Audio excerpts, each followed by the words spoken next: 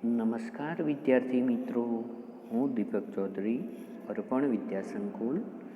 આજે આપણે ધોરણ 8 વિષય ગુજરાતી સત્ર 2 ગદ્ય 17 સંસ્કારની શ્રીમંતાઈ, જેનો સાહિત્ય પ્રકાર છે કુટુંબ કથા વિશે અભ્યાસ કરીશું. વિદ્યાર્થી મિત્રો, આ ગદ્યના આ કુટુંબ કથાના 2 ભાગનો અભ્યાસ આપણે કરી ગયા. હવે ગદ્ય 17 સંસ્કારની શ્રીમંતાઈ ભાગ 3.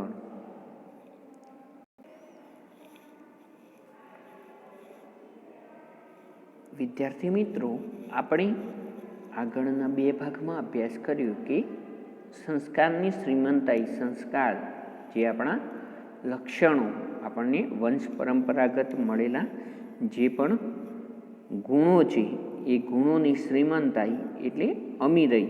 પૈસા ન હોય કે હોય, પરંતુ ગુણો, સંસ્કારની જે શ્રીમંતાઈ છે એ શ્રીમંતાઈની અહીંયા વાત કરવામાં આવી છે. તો પ્રથમ જે ભાગ હતો એમાં આપણે જોયું કે ખૂબ ધનવાન એક વ્યક્તિ જગમોહનદાસ અને તેમનો પરિવાર એ ખૂબ પૈસામાં રાચતો હતો. ખૂબ પૈસા એમની પાસે હતા. અચાનક સટ્ટામાં ખૂબ નુકસાન થયું અને ધીમે ધીમે એ જગમોહનદાસ ખૂબ દેવાદાર બની ગયા. તો એ પોતાનો ગાડી, બંગલો બધું વેચી દઈ અને એ પોતે ક્યાં એક નાના ઘરમાં રહેવા માટે આવી ગયા. ત્યાં ઘણા બધી મુશ્કેલીઓનો સામનો એમને કરવો પડ્યો, એમના પરિવારને કરવો પડ્યો. કેમ કે એમના બાળકો હતા એ સોનાના પારણામાં ઉછરેલા હતા, સોનાના પારણામાં ઝૂલેલા, એટલે ખૂબ સમૃદ્ધિમાં ઉછર્યા હતા. તેમ છતાં તેમને અહીંયા એ સમાયોજન સાધવું પડ્યું. તેમને અહીંયા પોતાને અનુકૂળતા બનાવવી પડી. સાથે સાથે ઘરના બધા લોકોએ કોઈ પણ પ્રકારનું કાર્ય કર્યું નહોતું. તેમ છતાં એ પોતે ઘરની રસોઈને એ બધું જાતે જ કરવા લાગ્યા. બીજા ભાગમાં આપણે જોયું કે લેખિકા બહુ દિવસો પછી તેમને ત્યાં જાય છે. એમની જગમોહનદાસની પુત્રી પ્રીતિ સાથે લેખિકાને મિત્રતા હતી, તો ત્યાં અવારનવાર જતા અને ત્યાં દાદા જોડે વાતચીત થતી અને ઘરના બીજા સભ્યો સાથે વાતચીત અને કામમાં મદદ પણ કરતા હતા.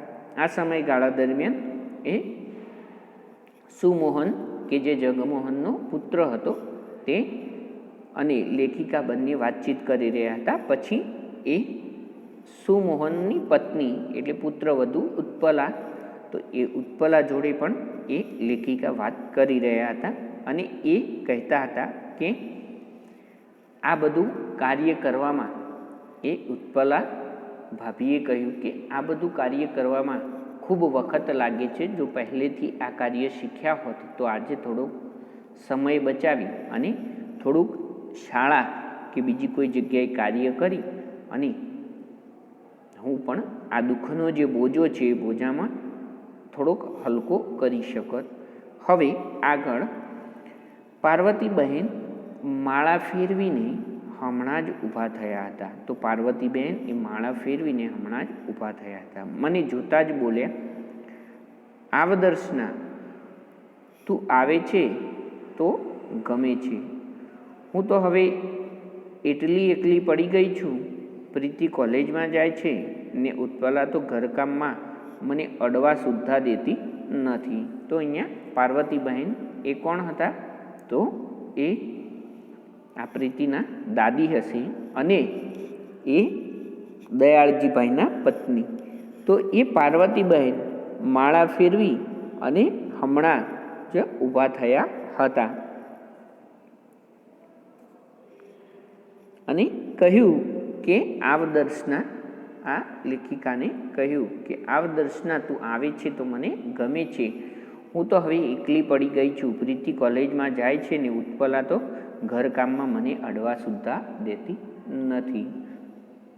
તો અહીંયા આ જે ઉત્પલા છે એ ઉત્પલા એ એમને કોઈ પણ કાર્ય કરવા દેતી નથી અને પ્રીતિ એ કોલેજમાં જાય છે એટલે સાપ એ એકલા પડી ગયા છે એવું કહે છે. મિલન મૃણાલને તૈયાર કરું તો પણ કહે, ના બા, અમે બધું કરીશું, તમે રહેવા દો. પછી આખો દિવસ કરવું શું? તો અહીંયા મિલન અને મૃણાલને તૈયાર કરું તો પણ એ ના કહે છે. તો આ રીતે એ બાળકોને તૈયાર કરવાની પણ એ ઉત્પલા ના કહે છે આ પાર્વતીબહેનને. અને એટલા માટે જ એ આખો દિવસ શું કરી એ પ્રશ્ન એમનામાં ઉદ્ભવે છે. એ હસી, કેવા નસીબદાર સાસુ છો તમે, આવી વહુ કાંઈ સહેલાઈથી નથી મળતી. તો અહીંયા આ જે જગમોહનદાસના પત્ની હતા પાર્વતીબહેન અને ઉત્પલાના સાસુ.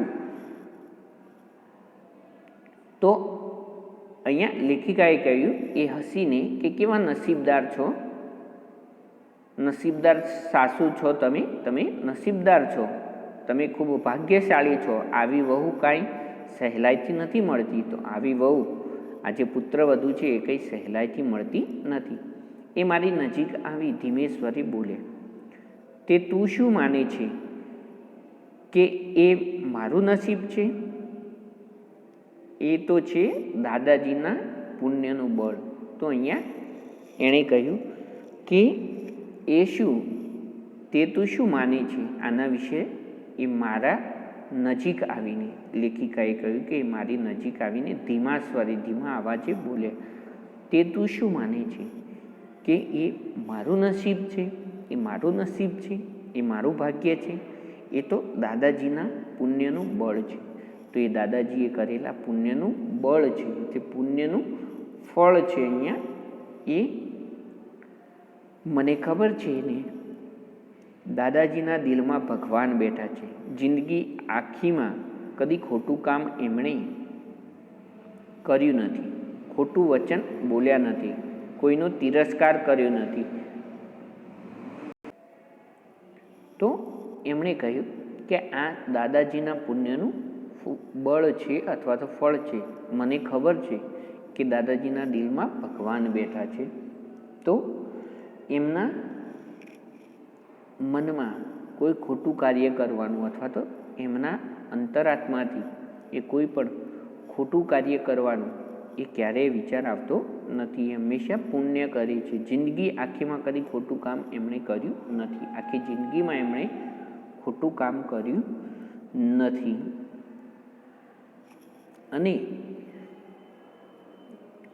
ખોટું વચન બોલ્યા નથી. અને કોઈ દિવસ ખોટું વચન એ કોઈને પણ બોલ્યા નથી. કોઈનો તિરસ્કાર કર્યો નથી. તિરસ્કાર એટલે ઉપેક્ષા.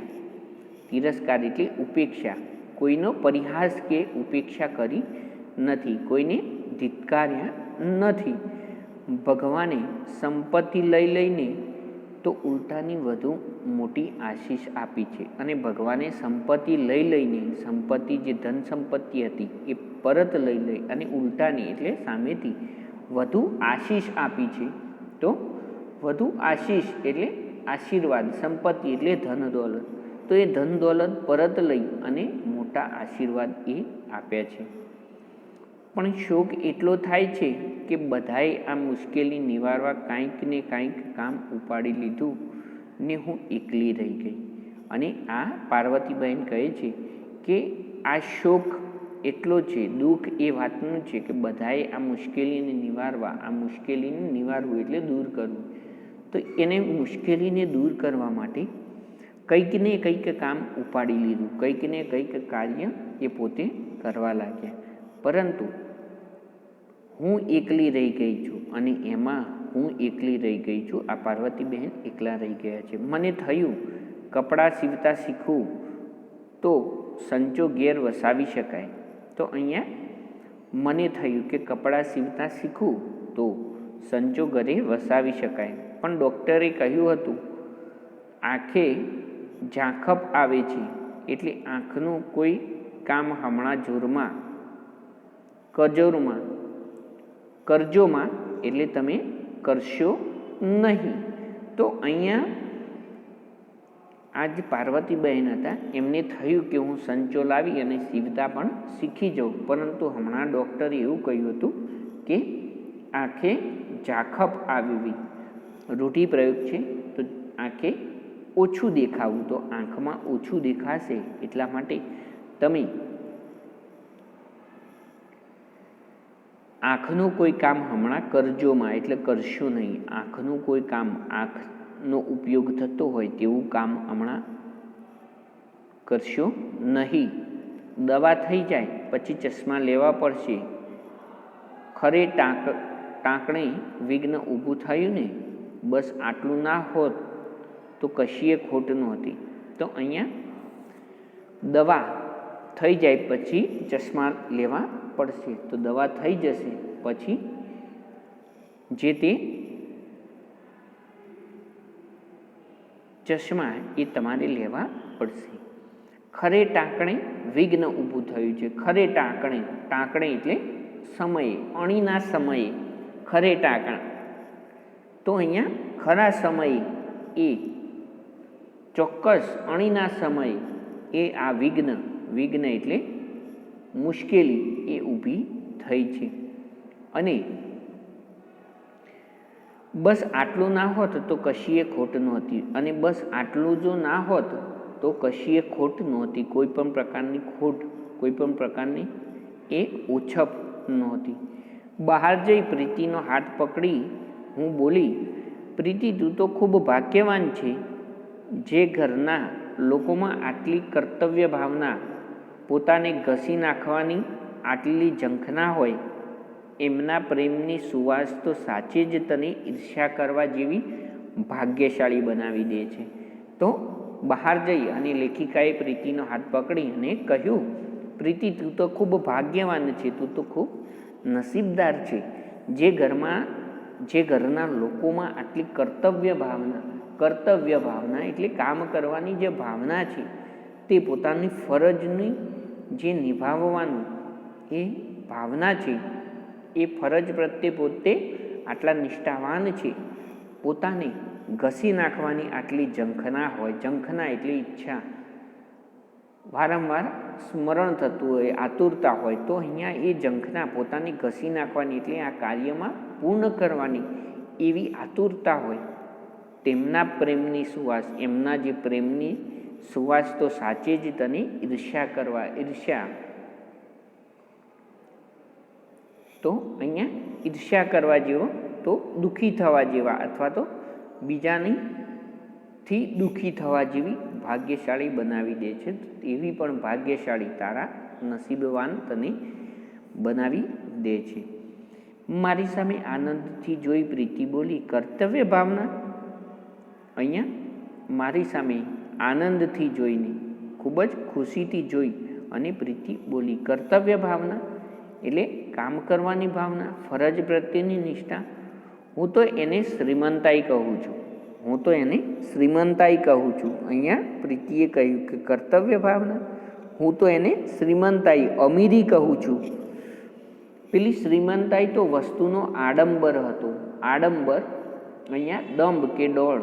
પહેલાં જે શ્રીમંતાઈ હતી એ તો વસ્તુનો, પૈસાનો આડંબર હતો, દંભ હતો, ડોળ હતો, બહારની ચીજ હતી, બહારની કોઈ વસ્તુ હતી. સાચી શ્રીમંતાઈ તો એ સહુના દિલમાં વસી છે.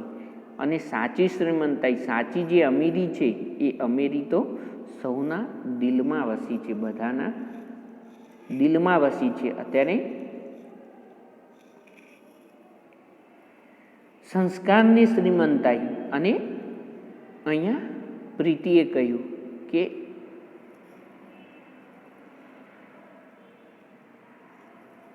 આ જે શ્રીમંતાઈ છે એ ખરી શ્રીમંતાઈ છે. અને એ શ્રીમંતાઈ, આ અમીરી એ સંસ્કારની શ્રીમંતાઈ છે. આ જે સંસ્કાર, આ ગુણની શ્રીમંતાઈ છે, આ ગુણની અમીરી છે. એમ ન હોત તો આર્થિક દૃષ્ટિએ આટલા મોટા પતન પછી અમે શી રીતે અમારા ઘરની એ જ સંવાદિતતા, એ જ આનંદ, એ જ અખંડિતતા જાળવી શક્યા હોત. કહે તો અહીંયા કહ્યું કે જો આ સંસ્કારની શ્રીમંતાઈ ન હોત તો આર્થિક રીતે આટલા મોટા, આર્થિક રીતે એટલે પૈસે ટકે, અથવા તો એવું કહી શકાય કે આર્થિક રીતે મોટું પતન થવું એટલે પડતી આવી, આટલી મોટી પડતી આવવા છતાં અમે અમારા ઘરની એ જ સંવાદિતતા એટલે એક રાગ, સહમતિ, એ સહમતિ એકબીજાના એક રાગ, એ જ આનંદ, એ જ અખંડિતતા, એમાં ખંડિત ન થયું, અખંડિતતા એટલે અતૂટ, એ જાળવી શક્યા હોત તો આ કુટુંબમાં જે સંવાદિતતા, એક રાગ, જ્યાં આનંદ છે અને જે અખંડિતતા છે એ જાળવી શક્યા ન હોત. જો આ સંસ્કારની શ્રીમંતાઈ, જો આ શ્રીમંતાઈ કેવી, સંસ્કારની, ગુણોની શ્રીમંતાઈ ન હોત તો આ અમે જાળવી શક્યા ન હોત. હર્ષથી મેં પ્રીતિનો હાથ દબાવ્યો, હર્ષથી એટલે ખુશીથી, અને પ્રીતિનો હાથ દબાવ્યો. ઘણા મોટા ધનની સ્વામીની બની છો પ્રીતિ, ઘણા મોટા ધનની, સ્વામીની એટલે માલકીન અથવા તો માલિકણ. અહીંયા ઘણા મોટા ધનની, ખૂબ મોટા એવી સંપત્તિની તું સ્વામી બની છે, સ્વામીની બની છે, તું એની માલિકણ બની છે પ્રીતિ, એમ કહી અને ખૂબ હર્ષથી, ખૂબ આનંદથી એમણે આ વાત કહી. તો સરસ મજાની આ કુટુંબ કથા, જે બોધકથા પણ આપણે કહી શકાય, એ અહીંયા કુંદનિકા કાપડિયા દ્વારા આપણને આપવામાં આવી છે. આ સંસ્કારની શ્રીમંતાઈ ગદ્ય શામાંથી લેવામાં આવ્યું છે? તો દ્વાર અને દિવાલ નામના એમના સંગ્રહમાંથી લેવામાં આવ્યું છે. સંદર્ભ પુસ્તક કયું છે? તો દ્વાર અને દિવાલ.